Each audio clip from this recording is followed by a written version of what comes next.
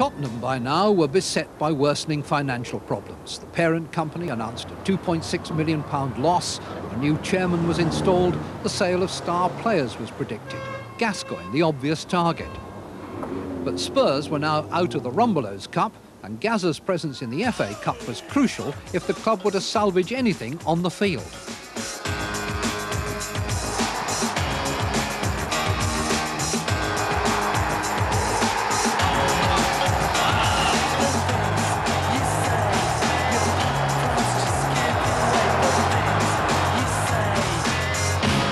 You're unbelievable.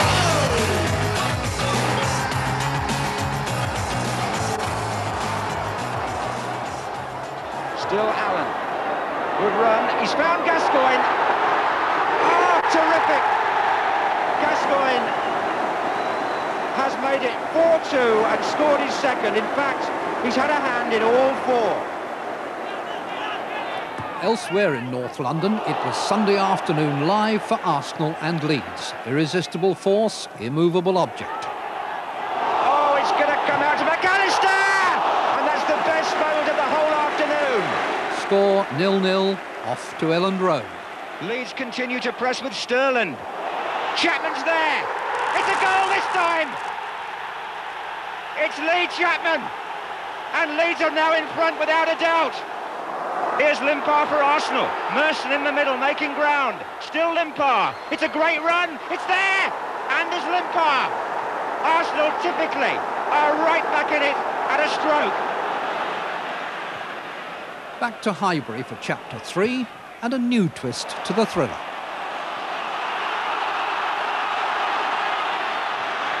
Handball, Mel Sterling, penalty. And Lee Dixon, who's taken 4 penalties for Arsenal this season and scored them all, now takes on an onerous responsibility. That condemned the caravan to another safari up the M1. But the man who caused it was the man who finally put an end to it. Dixon. And Batty. Dixon! Yes!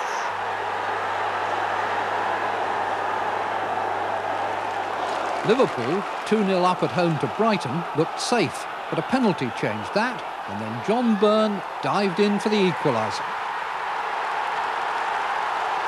The replay went to extra time, and then Byrne struck again. On the small, and Byrne!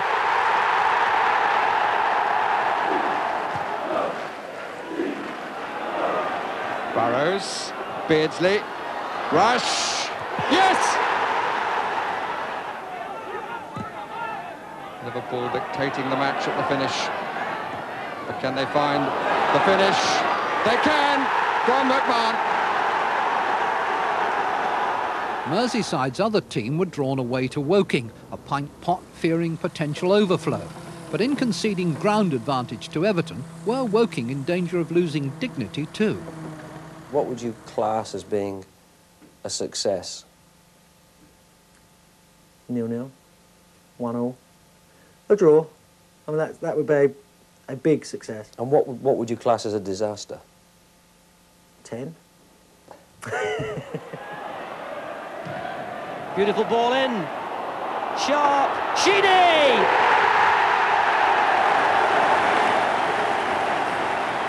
The last non-league side, Woking, have gone out to Kevin Sheedy's strike in the second half, but they've made about £150,000 from the FA Cup run, and more important than that, they've made a lot of friends and given a lot of entertainment. This round saw John Bond back in business. The question was, could he make Shrewsbury's defence as unyielding as the front door? For the moment, yes. Gary Shaw scored. Wimbledon were beaten. I'm going to have that, and I'm going to have a right food drinks and have a happy night, because it's a long while since I've had a happy one. Craig Hignett scored the goal that beat Rotherham and put Crewe in round 5 for the first time in 103 years. Portsmouth's Guy Whittingham bettered his hat-trick in the third round and scored 4 against Bournemouth. Mark Hughes was on target again. Progress for cup holders Manchester United at the expense of Bolton. And West Ham became top scorers in the competition. Morley, Bishop's gone wide. Morley wants to do it on his own. He's got Keane here. Now Keane, hit long for Bishop. Brilliant goal by, one has to say, a brilliant player. Then there was Nottingham Forest, still jogging along behind the rest. At Newcastle, they drew yet again. Nigel Clough scored an 88th minute equaliser to sustain his father's hopes of winning the FA Cup at last. Dillon, Starbuck, up to Clough, forward for Crosby. There are bound to be holes. Newcastle have to push forward. Parker is coming square, and that's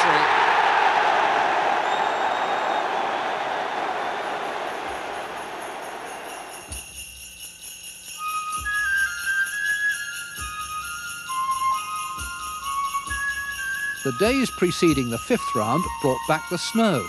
Bad news for the men with shovels and wheelbarrows, but a welcome break in the training routine.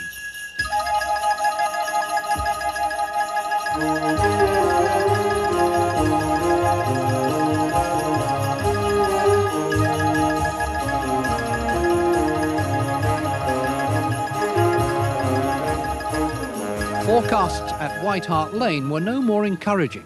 Rumours of a fruitless approach to Juventus, stories of the sale of non-football assets, speculation about a new rights share issue.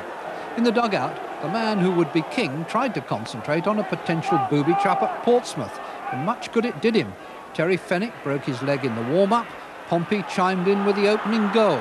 A moment for Spurs to be glad that at least they still had their greatest asset on the pitch. Gascoigne, yes! Spurs have equalised. And you don't need telling who scored that.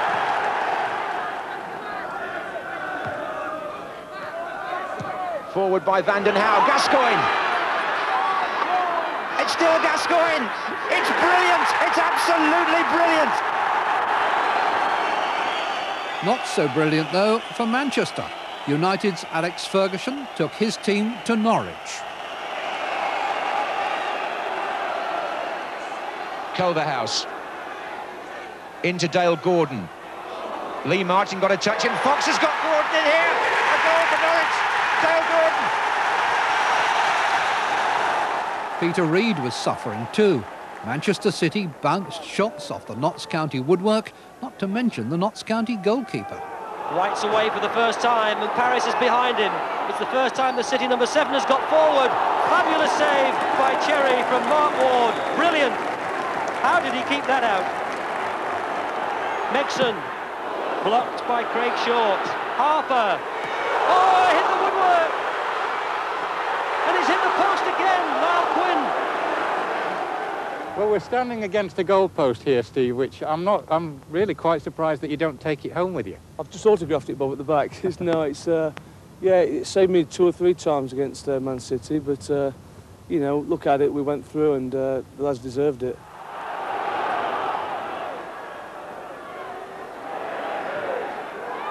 Turner chesting it down for Bartlett. He'll get there. Oh, Coton. And they haven't cleared it. Surely now. It's in. Merseyside was engaged in a purely domestic dispute, but it's a city that has a knack of absorbing us all, though this time none of us could have foreseen exactly how, especially with Liverpool leading 3-2. Not sure that Tony Cotty's had a touch yet. He might get one now! Unbelievable! 3 waiting, one of them is Hussein, and it's in from John Barnes! Newell. Hinchcliffe. Cotty! Liverpool have given it away again. I regret to announce that Kenny Dalglish told the board yesterday of his wish to retire as team manager.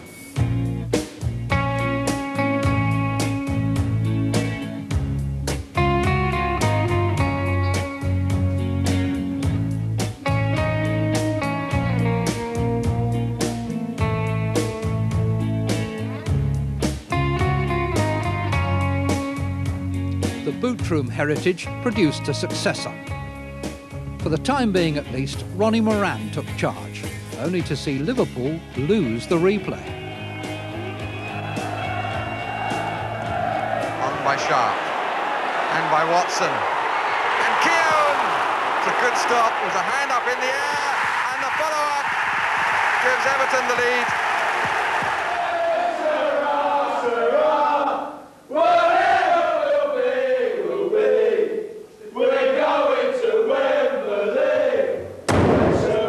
The writing on the wall was at Cambridge, where last season they'd reached the 6th round and been promoted from Division 4. Manager John Beck was prodding them towards a similar double this year. They'd knocked out Wolves. They'd eliminated Middlesbrough. Now came another quality side from the 2nd Division, Ron Atkinson's Sheffield Wednesday.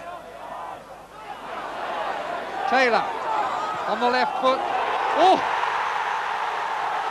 Well, they won't come back from that. Last to come through again were Forest. They started on a foggy Monday night at Southampton and at 1-1 with seconds remaining nearly disappeared. Wallace off the underside of the crossbar. How unlucky can you get? Quite a bit, as it turned out. In the replay, a fiercely debated penalty provided the first of 3 goals for Nigel Jemson. This is the third. Jemson waiting, Crosby coming in, Keane as well. It's Jemson! That's his hat-trick.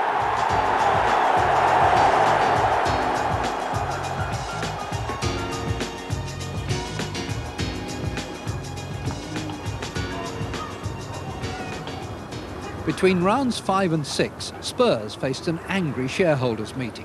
Reports that a consortium for a takeover bid had been put together by manager Terry Venables were confirmed, and Lazio claimed they'd put down an £8.5 million marker for Gascoigne. Jubilation in Rome, consternation in North London, and nothing to lift the burden from Venables' shoulders when Tottenham's idol gave the ball away for the first goal. Gascoigne's lost it on the edge of the area. O'Riordan, what a shot! What a fantastic goal! Naeem made it 1-1. But this FA Cup season, Paul Gascoigne was not going to be upstaged by anyone. Mabbott, Walsh, Sedgley, Gascoigne, goal! Gascoigne, 2 against Oxford, 2 against Portsmouth, and now is it the winner against Notts County? In North London's other stronghold, Arsenal set about putting an end to Cambridge United's impudence. It wasn't easy, though, even after Arsenal had taken the lead. Cross for Dublin, he got a touch. Oh, it's in! Dion Dublin! Looped it over the top of David Seaman, and Cambridge have equalised. Adams. Bowl chipped up to the far post. Smith. Adams. It's 2-1 Arsenal. The rehabilitation of Tony Adams was complete. But Cambridge was still good enough to give George Graham some anxious moments before he could start deflecting inevitable questions about Arsenal and the double. We're in the semi-final of the Cup. We're too professional to start sort of thinking in those terms. But the destiny's in your own hands, isn't it? Yeah, if we win every game, I think we've got a chance. If Arsenal and Spurs were certs, what price West Ham for a third London club in the semi-finals? Frank McAvenny and George Paris took a break from the build-up to assess different odds at Romford Greyhound Track. Not too successfully. Then it was down to serious business against Everton on Monday night at Upton Park. Foster! Goal! Colin Foster scores for West Ham! And Upton Park delighted. Slater. Oh, that's fabulous! And nobody deserves it more than Slater. And that was Newell. Watson! Oh, that's in. Dave Watson has scored. At Carrow Road, Nottingham Forest finally caught up, played on the appointed day. and for the first time didn't need a replay. It was their 8th game in this season's competition. Jemson, Keane, it's in.